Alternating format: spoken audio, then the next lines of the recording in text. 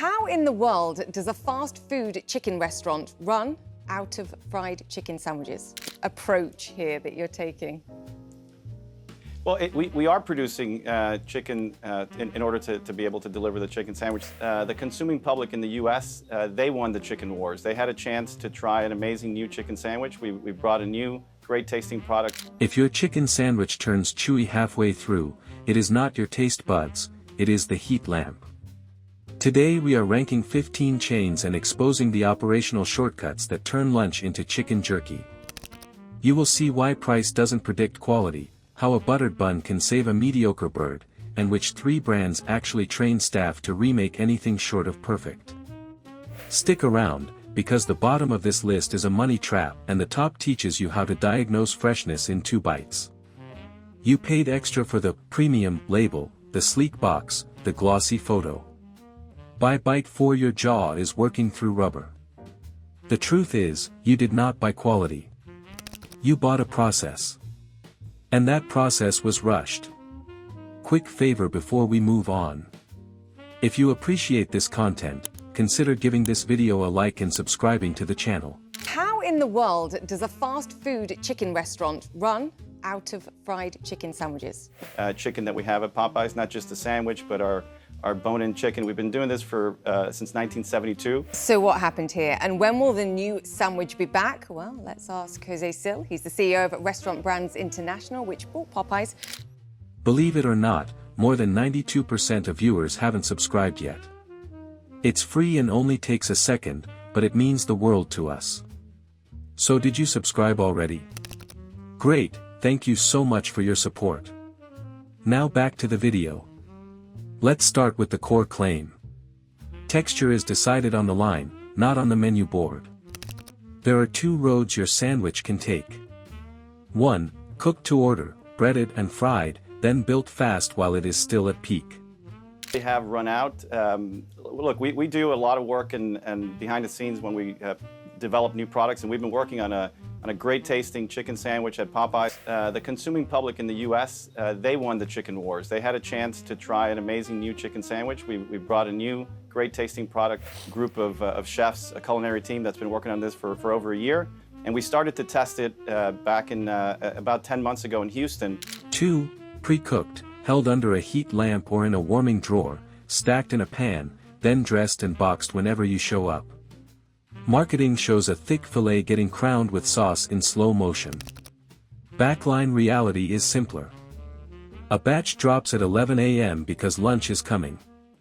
Buns go on a tray, get a swipe of mayo ahead of time, then sit wrapped so they do not dry out. The chicken waits under a glowing bar that looks warm and friendly. It is not. By 1:30, that fresh sandwich has been aging like a hotel omelet. Here is what the heat does. Tested it in other markets as well. The idea when we test products in markets is to make sure we understand preference of the product relative to our competitors, but also to understand at the supplier, at the distribution centers, and in the restaurants to be able to meet what we've seen to be a very strong demand for this amazing tasting product. Approach here that you're taking. Well, we are producing chicken in order to be able to deliver the chicken sandwich. Lamps and drawers keep the outside hot by blasting the surface. Moisture escapes from the meat. That steam has to go somewhere. It moves into the breading, then into the bun. The crust gets soft, the bun turns limp. You bite, and the chicken fights back while the bread folds like a wet napkin. Think of reheating pizza 4 times. The crust turns tough.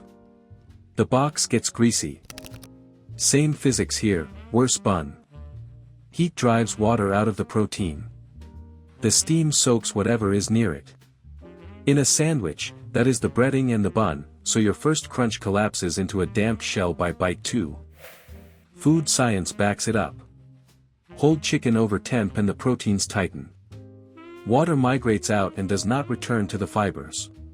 Really excited about the Popeyes chicken sandwich, and as a result, we ran out much sooner than we anticipated to be able to meet what we expect to be continued high demand for this amazing chicken sandwich for quite some time. And we do a lot of forecasting and preparation in advance of a national launch to make sure we're ready to deliver that product at big volumes all across the country. The breading, which starts crisp from starch and steam, begins to wick oil. Once it soaks up that fat, the structure falls flat. You do not get a shatter, you get a chew and a smear. That is why a hot sandwich can still taste stale. Now the practices that push you there. Bottom-tier kitchens chase speed with shortcuts. Reheated strips get stacked in pans. Shared toasters warm everything from bread to chicken, so steam and oil swirl together. Some stores hold product for hours, then drown it in sauce to fake moisture. The result is a salty glaze on a dry core. It looks glossy. It eats like jerky. Mid to top tier shops build around a shorter window. Hand breading locks starch to the surface. Pressure frying seals in moisture fast, then the piece rests for a minute so the juices settle instead of running out. Batches are small. If they hold for minutes, not half a shift. You pay for that workflow with a brief wait. You get your return in bite 2.